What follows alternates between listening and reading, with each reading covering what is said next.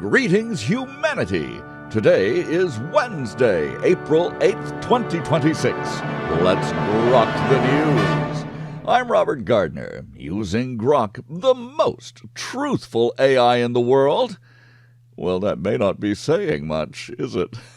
But I do use Grok each weekday to help me search out and to summarize the biggest headlines in the news today.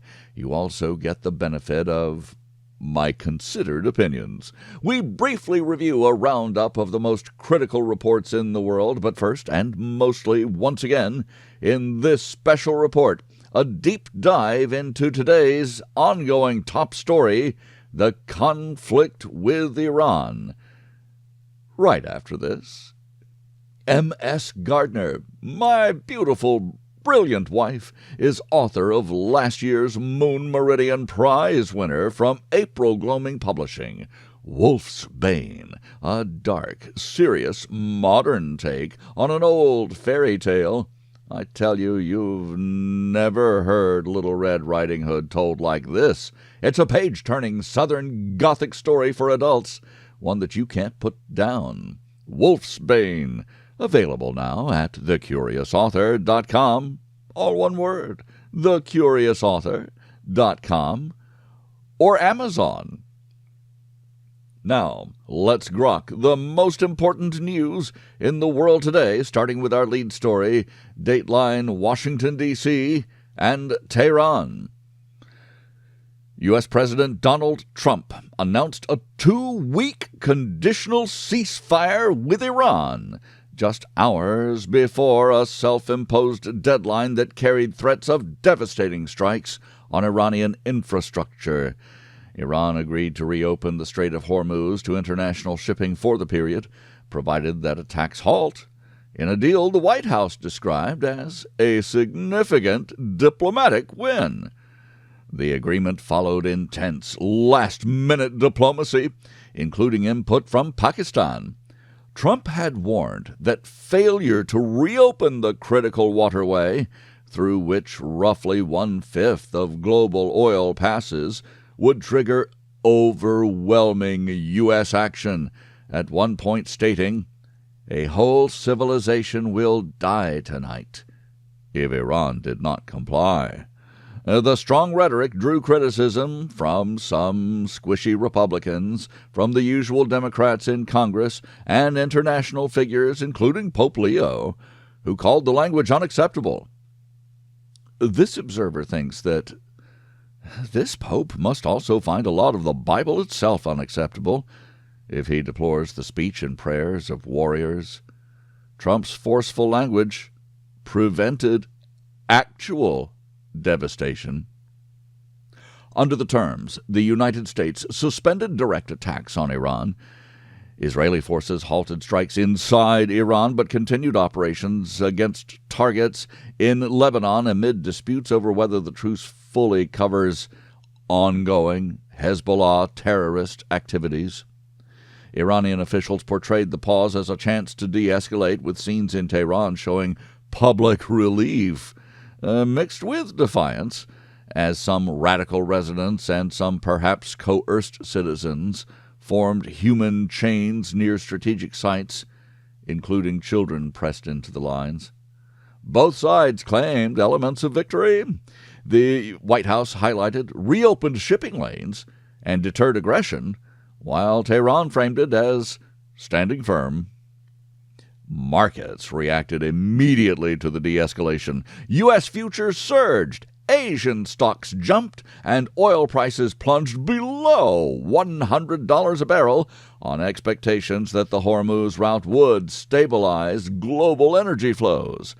Analysts described it as a clear peace dividend after weeks of tension that had driven up energy costs. This observer wonders how long before the local American gas pump reflects the good news. Looking forward to that. The short-duration ceasefire gives Trump a potential off-ramp from direct conflict, but leaves room for renewed hostilities if talks falter. Israeli leaders expressed mixed reactions, with Benjamin Netanyahu reportedly supporting the U.S. move on Iran while insisting that Lebanon remains outside of this particular agreement. Broader international reaction has been broadly supportive, yet cautious, with many governments urging a permanent resolution to prevent further escalation in the Middle East. This observer thinks that the European impulse to surrender, to snatch defeat from the jaws of victory, must be denied. The job isn't finished until the job is finished. Their advice has been proven through the decades to be as worthless as their promises of alliance with America, their protector and sustainer of the last 80 years. U.S. military officials continue to monitor compliance closely. The deal also carries humanitarian and regional ripple effects, including impacts on displaced populations in Lebanon and strains on global shipping. For now, the 2-week window provides breathing room for further negotiations, though deep skepticism persists on all sides about achieving lasting stability. Well, we're here to find out. Now we grok the headlines from around the world. Dateline Atlanta, Georgia.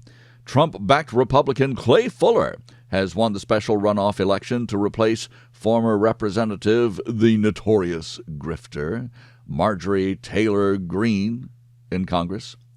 The victory keeps the strongly conservative Georgia district in Republican hands and delivers a win for the president's endorsed candidate. Dateline Houston, Texas, and the Pacific Ocean. Get ready. NASA's Artemis II mission has completed a world-breaking lunar flyby, traveling farther from Earth than any crewed spacecraft since Apollo 13. The crew captured stunning Earthset images, reminiscent of the Earthrise images captured by Apollo, and also far-side moon views before beginning their return, with splashdown preparations underway. Beautiful pictures, and more importantly, a potentially glorious future for human space exploration and development. This observer is looking forward to great progress in the years to come and the economic benefits that the entire world might enjoy. Dateline London. The UK has denied entry to rapper Kanye West, self-proclaimed as Ye, because of his past controversies, forcing cancellation of London's Wireless Festival. Organizers and fans expressed disappointment amid ongoing debates about the artist's travel and statements. This observer is not a fan of this anti-Semite, Ye, and finds that he is a victim of his own hatreds and his own folly. Dateline Washington, D.C. The newlywed wife of a U.S. Army soldier has been released by ICE after detention at a military base. The case has raised questions about immigration enforcement involving military families.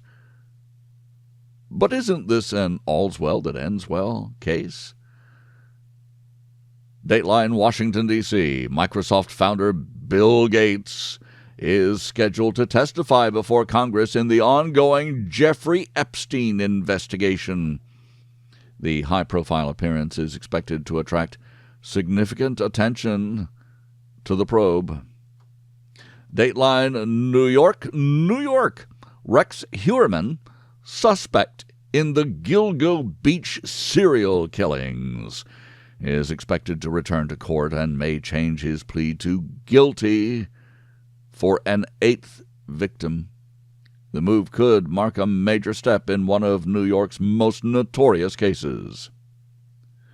Dateline Los Angeles, on the other side of the continent, the stepmother of the late actor Matthew Perry has called for the maximum sentence for the woman known as the Ketamine Queen in connection with Perry's overdose death. Sentencing proceedings continue in the high-profile case. It just goes to show you that fame and money do not guarantee happiness. Dateline Baghdad. Abducted American journalist Shelly Kittleson has been released after her kidnapping in Iraq. U.S. and Iraqi officials are confirming this. Her freedom is welcomed by press freedom advocates and freedom advocates everywhere. Dateline New Delhi. Severe cooking gas, that is to say, LPG shortages across India, are pushing migrant workers to leave the cities and return to their rural homes. The crisis is disrupting urban life for millions of people. Hopefully, that situation will soon ease in the world's largest democracy. Dateline Canberra. A decorated Australian soldier, a war hero, facing war crimes charges related to Afghanistan operations, will remain in jail on remand. The case continues to examine military accountability for veterans. If you want to destroy your nation's military morale, just surrender your missing and your fallen to the enemy, and be sure to prosecute your heroes if they do make it home. Dateline Pyongyang. North Korea has fired ballistic missiles toward the sea in its latest weapons test. The launch adds to concerns about stability on the Korean peninsula. Is it time for Trump to have another talk with the little rocket man? Or is the dictator just looking for some relevance in a world filled with more important news? Dateline Mogadishu. Somalia is preparing for its first offshore oil drilling operation, described by officials as historic. The project could bring new economic and geopolitical shifts to East Africa. This observer hopes that earning an honest living will also bring a shift to piratical Somalian migrants in America. Nah. Dateline Harare. A plan to scrap presidential elections in Zimbabwe has sparked sharp public divisions. Citizens remain at loggerheads over the proposal's implications for democracy, which are not good. Dateline Madrid. Spain's large pork industry is still seeking protection from the threat of African swine fever. A potential outbreak could seriously affect one of Europe's key agricultural sectors. This observer cannot help but wonder if the outbreak is traceable to Spain's non-existent border enforcement. And Dateline Beijing. China is advancing in more than one area of artificial intelligence, while the United States leads in others, according to a new analysis. The development highlights the intensifying global tech competition between the superpowers. This observer just hopes that the artificial intelligence doesn't turn on us. Maybe this observer has watched too much science fiction. But I thank you for listening. Please join me tomorrow to once again grok the news. I'm Robert Gardner. Godspeed and God bless.